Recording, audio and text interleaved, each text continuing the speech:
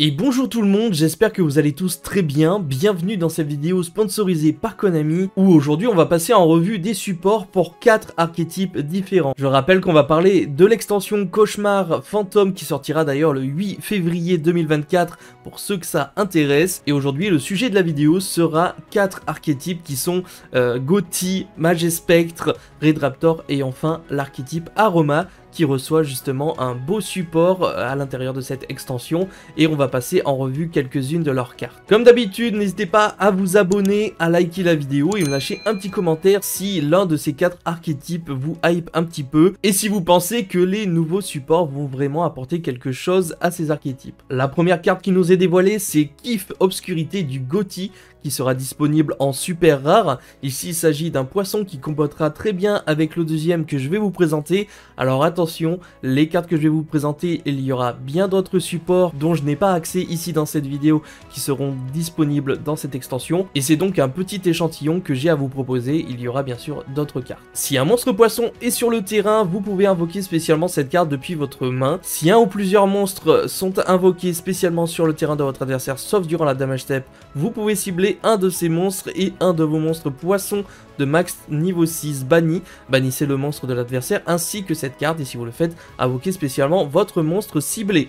Durant la standby phase du prochain tour, après que cette carte a été bannie, vous pouvez invoquer spécialement cette carte bannie, et on ne peut utiliser chaque effet de Kif, l'obscurité du Gothi, qu'une fois par tour. Il s'agit donc d'un monstre poisson de niveau 2, et on va passer directement au suivant avant de débattre sur la globalité du combo. Le second, c'est également une super rare, il s'agit de Psyche Lumière de Lune du Gothi, cette fois-ci monstre de niveau 6, toujours poisson. Il dit que si cette carte est invoquée normalement ou spécialement, on va pouvoir ajouter un monstre poisson.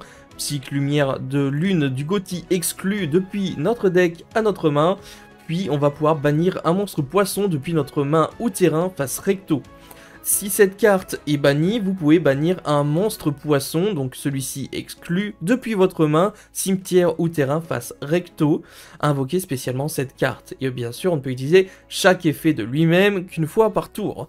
Ici, il y a un très bon combo, on pense notamment à la synchro Arion Pos qui pourrait être invoquée spécialement en amont de ces deux cartes, parce que en gros, c'est une synchro des Gothi qui dit qu'il va pouvoir bannir depuis le deck un monstre de max niveau 6 poisson, et donc on pourrait potentiellement bannir le Psyche qui lui-même pourrait ensuite revenir sur le terrain en bannissant un monstre poisson qu'on a en main ou sur le terrain, ou carrément en rebannissant le Arion Pos. Une fois qu'il a été invoqué, on pense évidemment à sa tutorisation, donc les cartes qui permettent d'être ajoutées du deck à la main, et ici on va pouvoir potentiellement choisir un des monstres poissons des plus forts, je pense au Coélacanthe.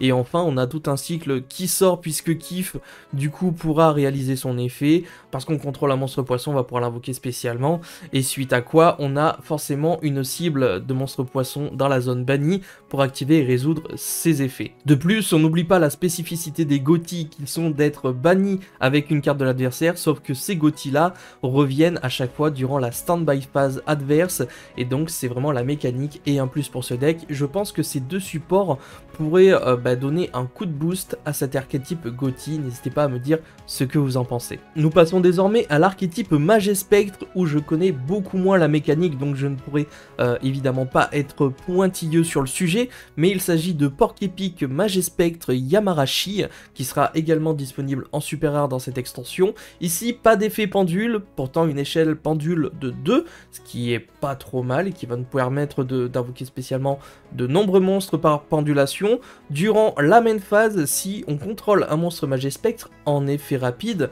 on va pouvoir invoquer spécialement cette carte depuis notre main. Si cette carte est invoquée normalement ou spécialement, on va pouvoir cibler une magie Magespectre dans notre cimetière et la poser, ce qui la rend vraiment tout simplement vivante pendant le tour de notre adversaire. Donc ça c'est plutôt cool, et on ne peut utiliser chacun des effets précédents de Porc-Épic Magespectre qu'une fois par tour.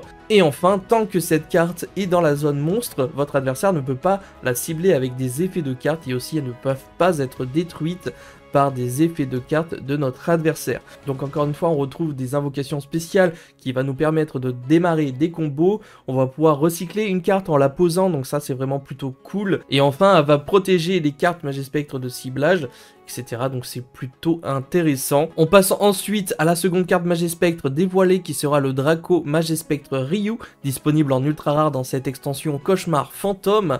Ici on a deux effets, l'effet pendulation qui dit que si on a une carte Magespectre ou Draco Assassin dans notre autre zone pendule, on va pouvoir ajouter une carte Magespectre depuis notre deck à notre main, puis on va pouvoir détruire une carte dans notre zone pendule si on le souhaite, et on ne peut faire cet effet qu'une fois par tour.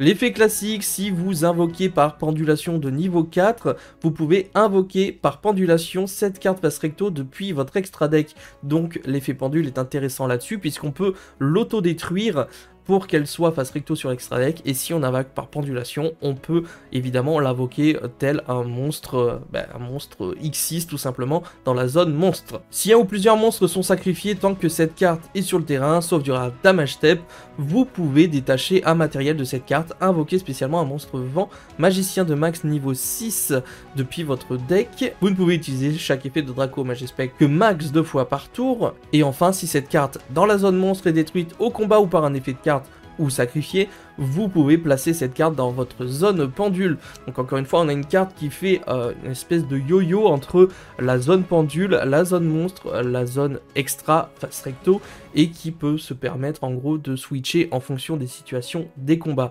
Donc c'est pas trop mal, de plus ça permet d'ajouter en main des cartes, et comme je l'ai dit, de pouvoir bouger en fonction du terrain. La troisième carte dévoilée, c'est Orthos Magespectre nu, qui sera disponible en secret rare dans cette extension. Si cette carte est invoquée par lien, vous pouvez ajouter max 2 monstres pendules Magespectre face recto depuis votre extra deck à votre main, puis vous pouvez ajouter max 2 monstres pendules Magespectre de noms différents depuis votre deck à votre extra deck face recto, et aussi vous ne pouvez pas invoquer spécialement de monstres Magespectre ou Draco Assassin depuis l'extra deck le reste de ce tour.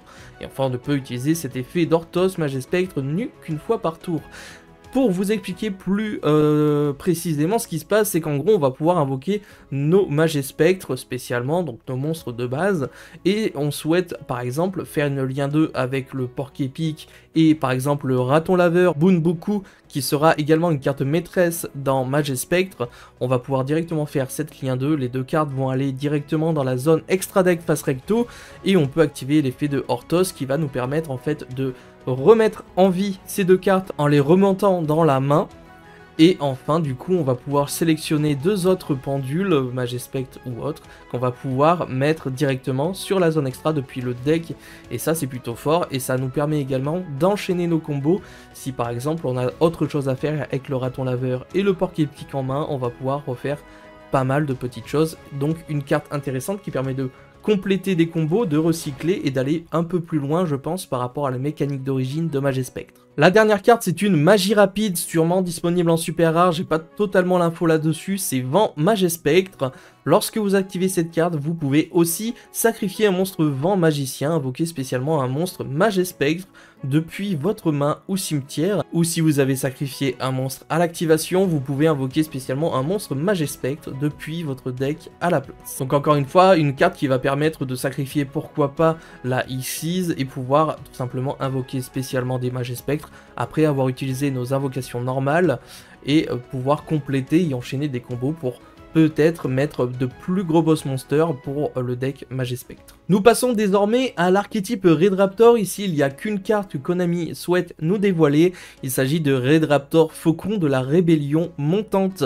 Pour ceux qui ne connaissent pas les Red Raptors, ce sont essentiellement un archétype basé sur les bêtes et les ténèbres qui vont en fait s'invoquer la plupart du temps spécialement, je parle surtout des monstres à effet, lorsqu'on contrôle déjà un Red Raptor ou un monstre de même niveau, ce qui va faciliter l'accès à des X6 de rang en fonction des monstres qui sont présents sur le terrain, et bien sûr combiné à une panoplie de magie piège, magie rank plus, etc. qui vont nous permettre de faire des plus grosses X6 parmi d'autres. Et ici on retrouvera bien sûr cette mécanique de Red Raptor qui poussera encore plus loin l'expérience de ces volatiles. Ici il s'agit donc quand même d'une X6 de rang 13, ce qui est incroyable, je ne sais même pas s'il existait à l'heure actuelle une X6 de rang 13, normalement on est limité à 12, les niveaux sont également limités à 12, et c'est pour ça qu'on peut se poser la question de son type d'invocation, puisque il est nécessaire d'avoir 5 monstres bêtes ailés de niveau 13 sur le terrain pour l'invoquer, ce qui est complètement impossible à l'heure actuelle. Ne vous inquiétez pas, il y aura une magie de rang qui sera prévue dans cette extension pour accélérer et simplifier l'invocation de ce type de carte. Par rapport à son effet, elle est quand même non affectée par les effets d'autres cartes, ce qui la rend déjà incroyablement forte. Elle a quand même des statistiques de 4000 et 3500, autant vous dire que si vous la posez sur le terrain, ça reste vraiment quelque chose de très dur à passer. Si cette carte est invoquée par Xyz, vous pouvez détruire autant de cartes contrôlées par votre adversaire que possible, puis si cette carte a minimum 3 monstres Xyz Raid Raptor de noms différents comme matériel, infligez des dommages à votre adversaire égaux à la somme des attaques d'origine des monstres détruits. Une fois par tour, vous pouvez détacher 3 matériels de cette carte, puis cibler un monstre Xyz Raid Raptor dans votre cimetière. Jusqu'à la end phase, cette carte gagne les effets du monstre. Donc encore une fois, c'est très fort, elle est auto-protégée par les effets de cartes. Ensuite, elle va pouvoir avoir des effets intéressants par rapport au nombre de Xyz Raid Raptor qu'on aura d'attacher sur cette carte. Et enfin, vous l'aurez compris, on va pouvoir copier les effets des Xyz Raid Raptor dans le cimetière. C'est pas rien, et on pense forcément à des cartes telles que Raid Raptor Force Strix qui démarre les combos de Raid Raptor et qui va nous permettre en fait d'ajouter d'autres bêtes aidées pour ensuite refaire des Xyz, etc. Et tout simplement, je pense que Force Strix sera indispensable dans le deck, dans le sens où on veut utiliser Force Strix comme matériel pour ce Raid Raptor Faucon de la Rébellion montante, car il y aura sûrement une magie rang qui va en fait simplifier l'invocation de ce monstre en faisant que, en gros, on peut invoquer 7 Xyz en ayant seulement 3 monstres Raid Raptor. Alors je ne sais pas si c'est 3 monstres Xyz Raid Raptor encore, ou 3 monstres Raid Raptor tout simplement. Donc pour moi, je pense que ce sera 3 monstres Xyz Raid Raptor, sinon ça me paraît un peu simple de l'invoquer et ça risque d'être vraiment trop fort. Encore une fois, n'hésitez pas à me dire ce que vous pensez de cette carte, je la trouve quand même assez incroyable, elle est magnifique. Et puis ça rentre dans les records, une Xyz de rang 13, voilà. Pour moi, je trouve ça assez sympathique. Pour terminer la vidéo, il nous reste l'archétype des aromas qui seront également présents dans cette extension. Aroma, pour ceux qui ne connaissent pas, c'est un archétype qui va être axé sur les points de vie, faire en sorte d'avoir plus de points de vie que notre adversaire pour activer et résoudre des effets qui seront prédominants dans une game et qui feront que cet archétype vous dominera de A à Z. Ici, il s'agit encore une fois d'une accélération avec des supports, d'une accélération de mécanique, d'augmentation de points de vie beaucoup plus simplement, et surtout avec des effets qui de surcroît vous poseront encore plus de problèmes. Déjà, si vous avez une notion d'aroma, vous aurez sûrement démarré vos combos avec la Jasmine Aroma Seraphie, qui vous permettra notamment d'avoir accès à cette nouvelle lien ici, Romarin Aroma Lilith, qui est un lien de classification 3, et qui va vous permettre d'ajouter des cartes, puisqu'elle dit que si cette carte est invoquée spécialement, vous pouvez ajouter une carte aroma depuis votre deck à votre main, et si on gagne des points de vie, même durant la damage step, vous pouvez invoquer spécialement max 3 monstres aroma depuis votre main dans vos zones pointées par cette carte. Vous pouvez sacrifier un monstre pointé par cette carte, puis cibler une carte sur le terrain, bannissez-la, et si vous le faites, gagnez 1000 points de vie. Cet effet déjà est juste incroyable. Cependant, on ne peut utiliser chaque effet de Romarin Aroma Lilith qu'une fois par tour. Ça aurait été trop fort de pouvoir sacrifier les 3 monstres pointés et détruire 3 en gagnant 3000 points de vie.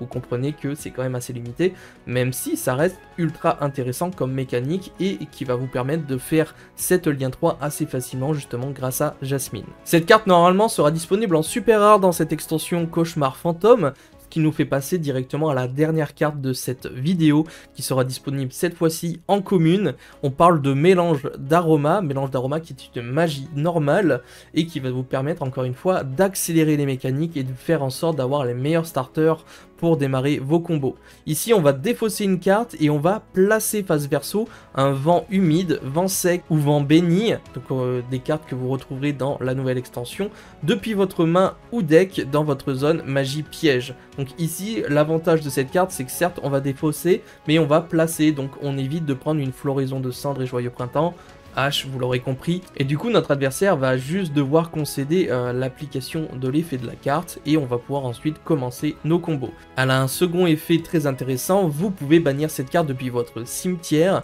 invoquer par fusion un monstre fusion plante depuis votre extra deck en bannissant ses matériels depuis votre main ou terrain, donc encore une fois on va pouvoir recycler et faire des choses très intéressantes avec. Si vos life points sont supérieurs à ceux de votre adversaire, vous pouvez aussi bannir des monstres plantes depuis votre cimetière comme matériel. Donc le but, encore une fois, de la mécanique d'Aroma, c'est d'avoir nos points de vie supérieurs à notre adversaire, et donc vous comprendrez que le but également de cette magie normale est de ne pas utiliser les monstres qu'on a sur le terrain ou dans la main, mais bien d'utiliser à bon escient du coup les monstres plantes qu'on aura dans notre cimetière pour invoquer plus ou moins gratuitement un monstre fusion. Monstre fusion que vous retrouverez également dans la nouvelle extension. Petite surprise pour vous, sûrement dès demain. Et du coup, on aura gratuitement cette fusion qui elle-même aura des effets très intéressants pour l'archétype. Voilà les amis pour la présentation de ces supports d'archétypes de deck qu'on connaît déjà depuis assez longtemps. En tout cas, j'espère que cette petite présentation vous aura fait plaisir. J'ai pas mal travaillé sur le sujet, du coup ça m'a permis d'avoir un œil assez différent. Notamment parce qu'il y avait quelques archétypes dont je n'avais aucune notion, donc j'ai dû un peu bosser le sujet. En tout cas, en lisant les cartes de plus près, il y a quand même des effets qui semblent assez incroyables, une mécanique assez cool. Encore une fois, n'hésitez pas à partager votre avis dans l'espace commentaire. Si vous êtes plus Gauthier, Red Raptor, Magispectre ou bien Aroma, n'hésitez pas à partager votre avis. Sinon, on se retrouve plus tard pour l'opening de cette extension afin de découvrir les autres cartes. On se donne rendez-vous pour une prochaine vidéo. C'était Yamiro. Ciao les potes.